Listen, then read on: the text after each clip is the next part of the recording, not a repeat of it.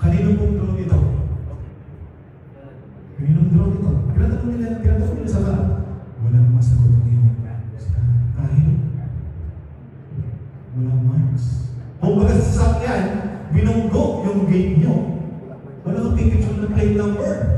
Oh no, paano matitrace? Ngayon, winay out ni Kanak lahat ng drone. Lagyan natin ang pagkakakilanlan. Kung ito nakakasidente, tumama sa bubong ninyo, nakita niyo sa bahay niyo sa gate, bukas yung pinto, galing mo lang sa kanto. Kay Galbo yan. Kapag natawagan ako ngayon ka, masahib sa kanila ang number ko, ang address ko, ang email ko, at ang DTI ko, nandun lahat. Isang tawag lang sa akin, i-issue na lang ako ng notice of explanation. Nung dati, wala. Umasok na masagot mo yun. Sila ang napapalitan. Kaya ngayon, binandig na nila. Checklist. Drone specs. Ito yung kailangan para i-register yung drone. Notarized form, downloadable sa website. History of ownership.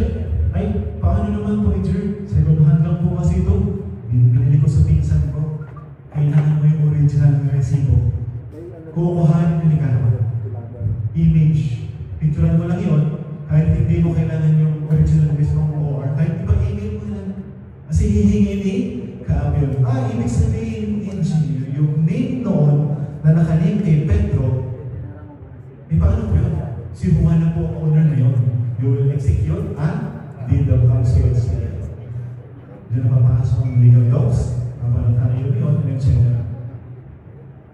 Letter of intent, downloadable again sa website, DTI cert, and SPA, Special Power of Attorney. Kagaya nung ginawa sa akin, ako ano pa-register ng drone nila, ginawa na ko ng Special Power of Attorney. Again, 2, 3, 4, 5, 6, second batch is done. Uy, may insurance pa pala. Kala ko, ako lang yung ini-insurance, pati pala yung drone.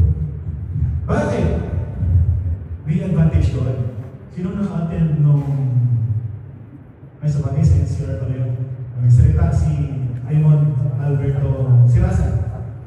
Yung drone nila, nung LiDAR, bukan ka lang, story short, ano nga yung malaking umiikot sa generate electricity?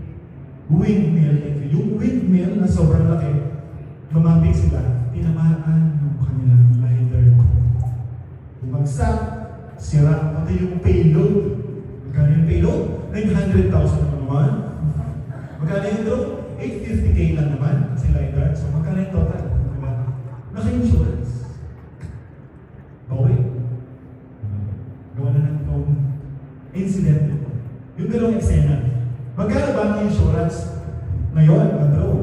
Ito po, 1490 lang ang insurance ito. At pakuha po yun ng 4 days lang. Kaso nga lang, renewable every year yung insurance. Application of marking reserve. Alright, here we go with the markings. This is a marking reserve. Ang tawag. This is a Philippine Civil Aviation